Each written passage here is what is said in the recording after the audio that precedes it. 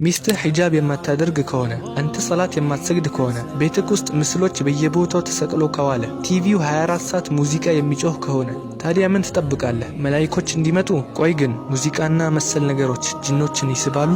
እኔ ቁርአን በምቀራባቸው ሰዎች ላይ ያሉ ጂኖችን ደጋግሜ ጠይቃቸዋለሁ። ወደ ሰው ቤት የሚያመጣችሁ ወይም የሚስባችሁ ወይም የሚቀሰቅሳችሁ ዋናው ነገር ምንድነው? ሙዚቃ።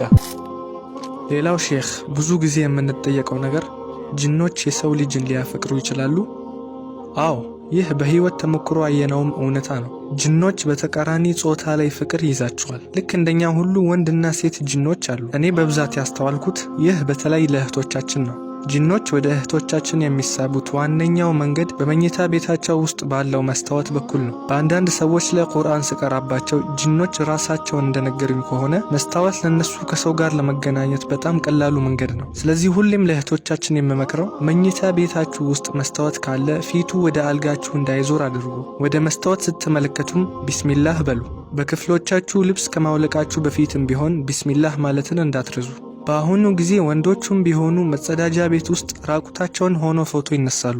መጸዳጃ ቤት እኮ የሸይጣኖች መኖሪያ ነው። የሆነ ሰው እንዲህ ያደረገ ጅን ቢለክፈው ራሱን እንጂ ማንንም ጥፋተኛ ማድረግ አይችልም። ሴቶች ደግሞ መጸዳጃ ቤት ውስጥ ሆነው ሜካፕ ተቀብተው ፎቶ ተነስተው ሶሻል ሚዲያ ላይ ፖስት ያደርጋሉ። ይህ ጅኖችም ጭምር ወደ እነሱ እንዲሳቡ ምክንያት ይሆናል። የእነሱ መሳብ ደግሞ ብዙ ጉዳቶችን ሊያስከትል ይችላል። ከነዚህም አንዱ ተደጋጋሚ የሆነ ኢህቲላም ነው። ይህ ደስታ እየፈለገ ያለ ጅን ነው። አንተ አይሰማህም፣ እነሱ ግን ይሰማቸዋል። የሆነ ሰው በህልሙ ግንኙነት እያደረገ ያያል። ሲነሳ ራሱን ረጥቦ ያገኛል። ተነስተው ገላውን ታጥቦ ምንም እንዳልተፈጠረ ህይወቱን ይቀጥላል። እኛ ዝም ብሎ ተራ ህልም ሊመስለን ይችላል። ነገር ግን ይህ ጅኑ በህልማችሁ እየመጣ ግንኙነት እያደረገ ሊሆን ይችላል። አንድ ጊዜ በአንዲት እህት ላይ እየቀራው ነበር። ለ10 ዓመታት ነበረ የያዛት። አልሐምዱሊላህ ድግምቱን አስለቀቀን። በኋላ ጂኑን ለምን አትወጣም ብዬ ጠየቅኩት።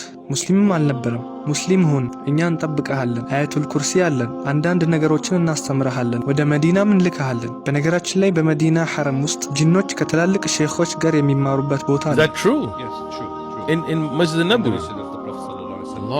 አንዳንድ ጂኖች ሰው መስለው በሐለቃት ላይ ታይተዋል። ሼኽ ኢብን ባዝም ይህን አንስተዋል። ሌሎችም ይህን ያዩ ሼኾች አሉ። ከዛም ተሰወሩ። ሼኽ ሙቅቢልም በጣም ጎበዝና ብልህ የነበረ ጅን ተማሪ ነበረው። ሼኽ ኢብን ባዝ አይነ ስውር ነበሩ። እናም እሳቸው የአንተ አነጋገር የሰው አይመስልም ብለውታል። ከዛም ተሰወረ።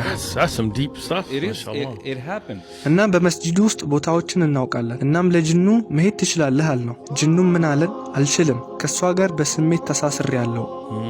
ከዚች ሴት ጋር 10 ዓመት ሙሉ ነው አብሬያት የኖርኩት አለ።